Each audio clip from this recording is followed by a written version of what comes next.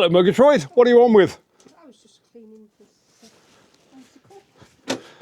Bicycle, is it? It's not a bicycle. It's really dirty. Ah, very good. Well, that appears to have stabilised itself now, so that's all good. Oh, I've got something for you.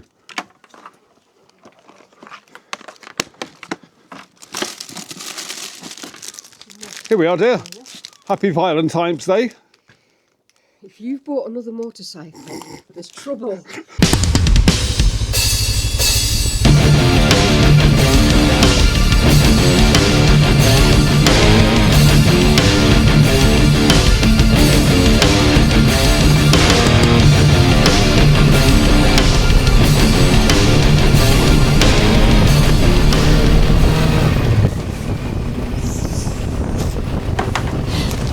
Well, hello everybody, and welcome back to the channel. I hope you're having a happy Valentine's Day, or as I call it, Violent Times Day. Why, I hear you ask, do I call it that? Well, we'll come to that momentarily. Now then, according to the Retail Gazette, I kid you not, the revenue generated by this year's Valentine's Day will be an estimated £1.6 billion in the UK. The equivalent estimate in America is somewhere between 23 and 28 billion dollars. Money that will be spent as love tokens on jewellery, chocolates, flowers, and to a large extent dining. I've booked us a table for Valentine's night. Well, I thought we'd have a little look at where this whole money-making ritual comes from. Now, academics don't agree. They get paid not to agree with each other.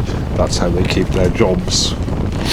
And they're not always to be trusted. Nevertheless, it has been suggested, somewhat tenuously, in my opinion, and without a great deal of evidence, that Valentine's Day finds its roots in an ancient Roman festival from a couple of thousand years ago, thereabouts.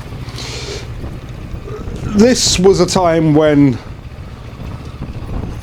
people knew very, very little about the world that we lived in, let alone the universe that our world was in. It was very much the infancy of our species, and it's interesting to point out that the average 10-year-old in 2026 knows a damn sight more about the universe than anybody did 2,000 years ago. Nevertheless, what we do know is that there were fertility rites carried out in ancient Rome. They generally happened between the 13th and the 15th of February. Now, calendars were different in those days, so the actual time in terms of the seasons might have been a little bit further forward, which is what you would expect. Spring is coming, certainly, but it's not here yet. Indeed, I'm looking out the window at our house, and there's snow on top of the mountains over there. Well,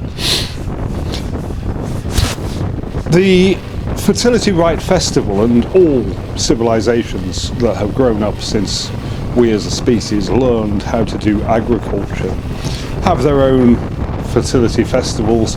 They have their own creation myths. And the fertility rites and rituals that took place in ancient Rome were called Lupercalia. And there's a very good reason for that. If you look at Roman mythology, and the clue is in the word there, mythology, it is mythological, we find the story of Romulus and Remus. Now, you will have heard a very sanitized version of this story in school, I would imagine. I know that I did. So Romulus and Remus in Roman mythology were the twin sons of a Vestal virgin called Rhea Silvia. Now, the story goes that Rhea Silvia, the Vestal virgin, was raped by the god Mars, the god of war, you might remember.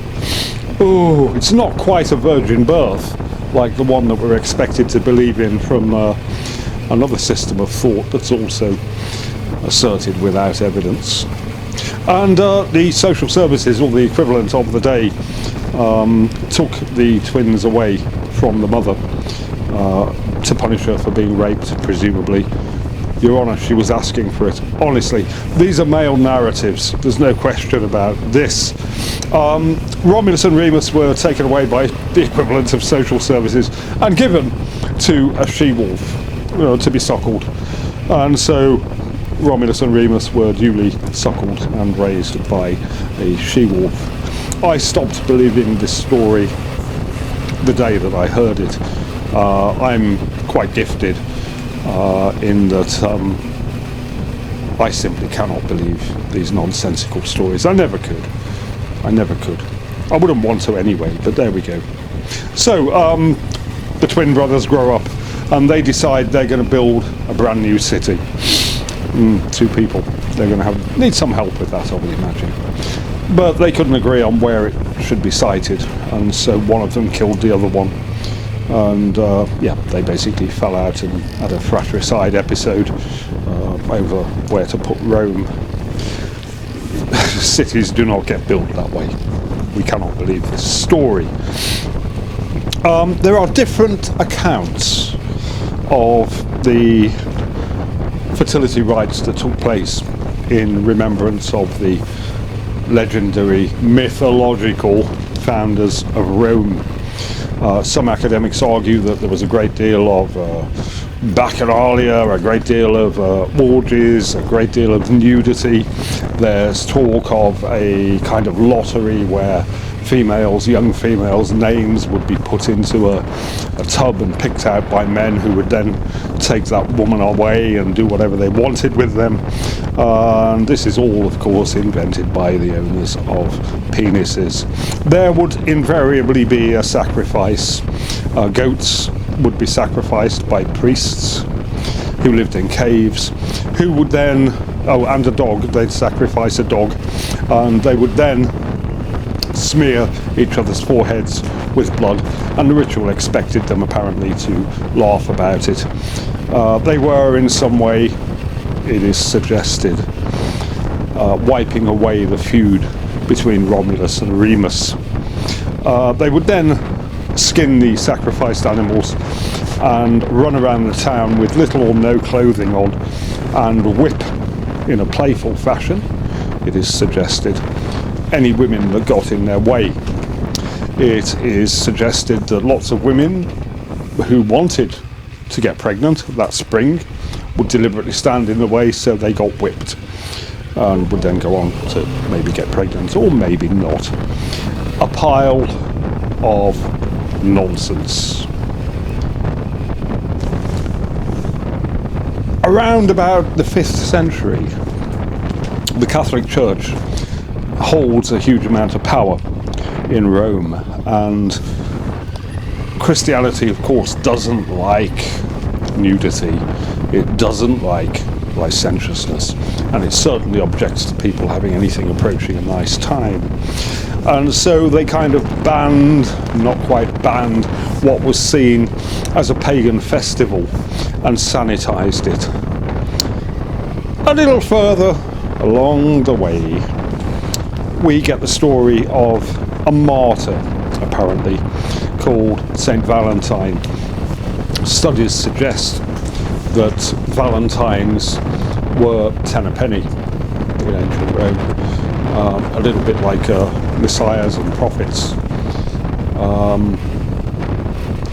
Only one gets big and rich and famous, and that is the guy who allegedly defied Emperor Claudius II, also known as Claudius Gothicus, I might mention, who argued that single blokes made better soldiers than married ones, because if your soldiers were married, you know, they might be a little bit distracted or a little bit afraid to take risks because they've got women and children at home. So Claudius II, Claudius Gothicus, bans marriage between soldiers and women. Valentine, it is alleged, illegally makes a living out of marrying soldiers clandestinely. Claudius Gothicus, the story goes, finds out about this and of course has him killed. The Catholic Church in the 5th century decides that he's a martyr and gives him sainthood. The whole story then kind of sinks into an obscurity, and there is no reference to Saint Valentine's Day to be found anywhere in literature between the 5th century and the 14th, where it all rears its head once more. In the work of the celebrated medieval English poet Geoffrey Chaucer, you'll all know of Canterbury Tales.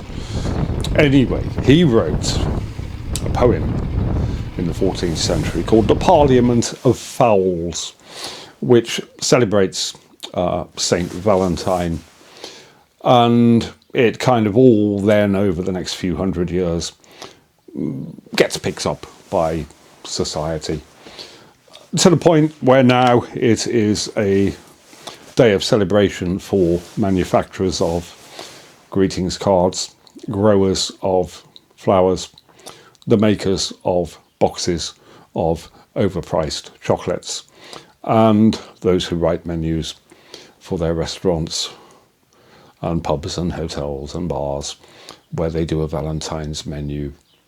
We've got a very nominal one, a token one if you like, at the kitchen that I run. And I don't think many people will be going there tonight because it's not that kind of pub. Anyway, there we go. The whole thing is steeped in downright nastiness. And that, my friends, is why I refer to it as Valentine's Day. The box of chocolates that you saw me give to the Murgatroyd and the bunch of badly grown tulips, all of which I bought for the princely sum of £9 in the local supermarket, was very much tongue-in-cheek. The Murgatroyd and I have a love that is deep and precious, and we celebrate it every day. We don't need to be told by capitalism that we need to do it on the 14th of February. That's pretty much the end of today's little film. I hope you've enjoyed this somewhat disjointed and overly terse narrative, and I'll just leave you to enjoy the last few minutes of my ride down to Wasdale Head. Thank you all for watching, and a very special thank you to my recent clutch of new subscribers, and we will see you in the next one. Bye for now.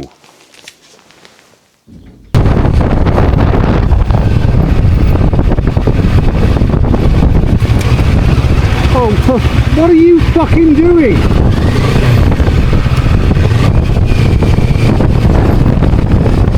Are you okay? Are you okay?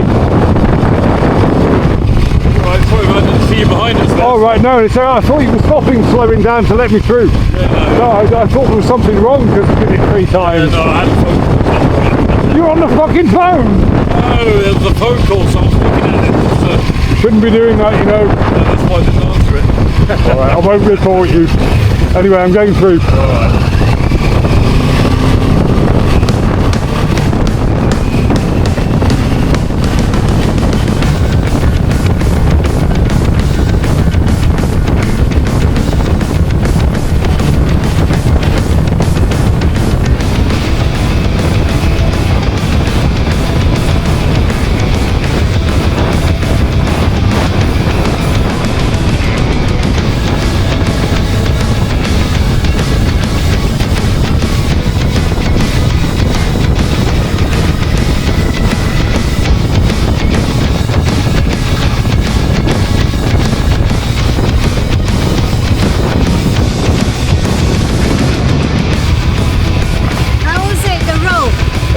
perfectly fine at the moment, John, but it is going to get cold later.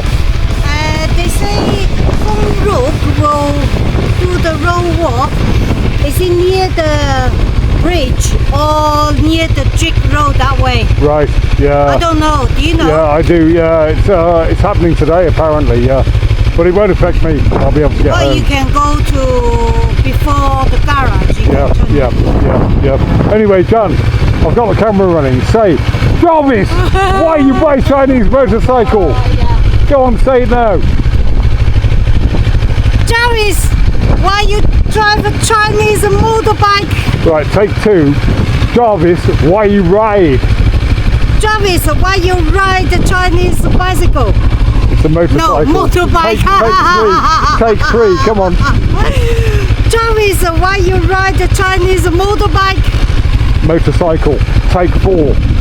Motorcycle, okay. Yeah. Jarvis, why you ride the Chinese motorcycle? Because it's the best motorcycle I've ever ridden, John. Very good. See you in a bit.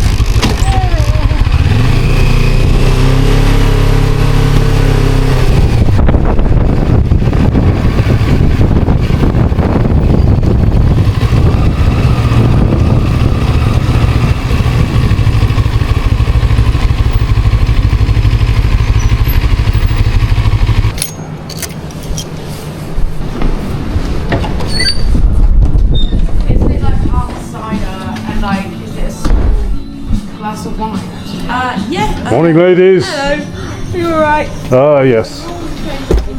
Hello, Michelle. How are we doing? How is it outside cold? Oh, freezing, and it's just started snowing.